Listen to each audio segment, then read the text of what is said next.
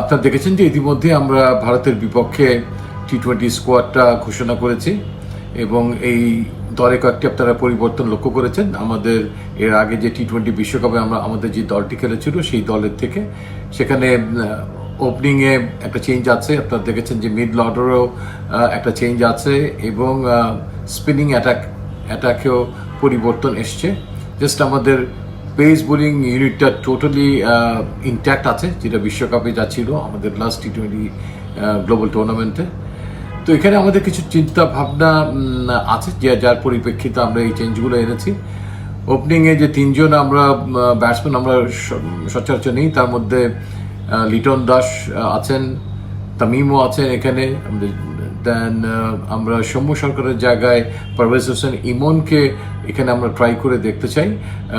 ইতিমধ্যেও তাকে আমরা বিশ্বকাপের আগে ট্রেনিং সেশন আমরা রেখেছিলাম, তাকে আমরা অবজার্ভ করেছি এবং এই কিছু সময়ে টাইগার ক্যাম্পে তিনি বেশ ভালো ট্রেনিংও করেছেন এবং আমাদের কাছে মনে হয়েছে যে আমাদের ভবিষ্যৎ চিন্তা ভাবনার একটা প্রাথমিক পথযাত্রায় তাকে আমরা সামিল করতে চাই দলে।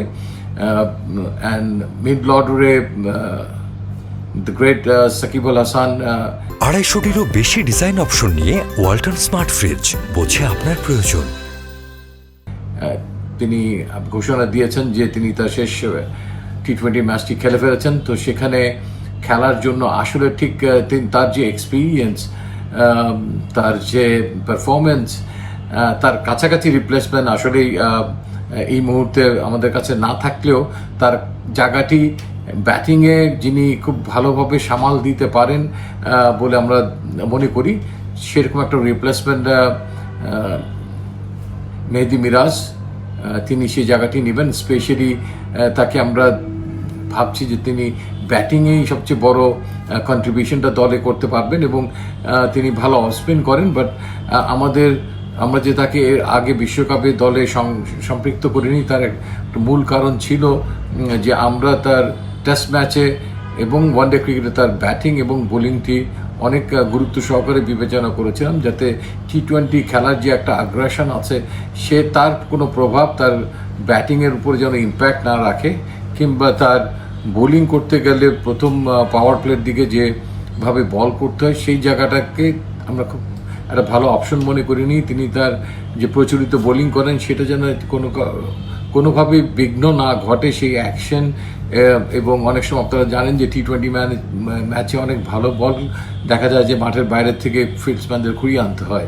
তো এটা one of the main reason ছিল, যারা হয়তো ভাবছেন যে তাহলে বিশ্বকাপ দলে কেন ছিল না।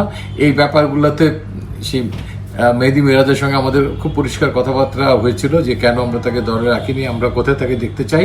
কিন্তু অনেক সময় অনেক অনাকাঙ্ক্ষিতভাবে অনেক সিচুয়েশন ঘটে যায়, যার পরিপ্রেক্ষিতে সেই জায়গাগুলোতে পূরণ করার জন্য তখন যাকে আমাদের কাছে সবচেয়ে যোগ্য মনে হয় তাকেই সেখানে এনে সেই ঘাটতিটা পূরণ করার চেষ্টা করা। আমার বিশ্বাস যে তিনি যেখানে ব্যাট করবেন সেখানে তিনি টি-20 ম্যাচের আলোকে বেশ কিছু বল যাতে পান, যাতে তাকে ঠিক ফিনিশারের রোলে না গিয়ে আরেকটু উপরে আমরা নির্বাচক প্যানেল তাকে দেখতে চাই। And at the same time Tanvir Islam আমাদের দলের সঙ্গে ছিলেন বিশ্বকাপে, বাট আনফর্চুনেটলি তার হাত ভেঙে যাওয়ায় তিনি দীর্ঘদিন খেলার বাইরে আছেন। তো তার জায়গায় পরিবর্তে আমরা বিবেচনায় রাকিবুলকে এগিয়ে রেখেছি।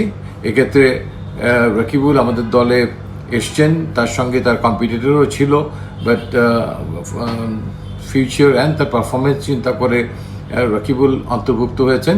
এটা একটা কম্বিনেশনের জন্য যারা অন্তর্ভুক্ত হচ্ছেন তারা যে প্রথম একাদশে একদম মানে অটোমেটিক চয়েস কিংবা জায়গা করে নিতে পারবেনই সেটা ঠিক এই মুহূর্তে বলা যায় না। বাট আমাদের মনে হচ্ছে যে এই মুহূর্তে ক্যাপ্টেন যদি কখনো কোনো কম্বিনেশনের চিন্তা করেন তাহলে রাকিবুল তার জন্য একটা ভালো option. And at the same time আমরা শেখ মাহাদিকেও কিন্তু দলে রেখেছি, আপনারা হয়তো লক্ষ্য করেছেন, বিকজ আমরা মনে করি যে নতুন বলে পাওয়ার প্লেতে বল করার জন্য শেখ মাহাদিও অত্যন্ত একটা ভালো অস্ত্র যে কোনো ক্যাপ্টেনের জন্য। And at the same time রাকিবুলও কিন্তু নতুন বলে বল করার সক্ষমতা রাখেন এবং চমৎকার একজন ফিল্ডসম্যান।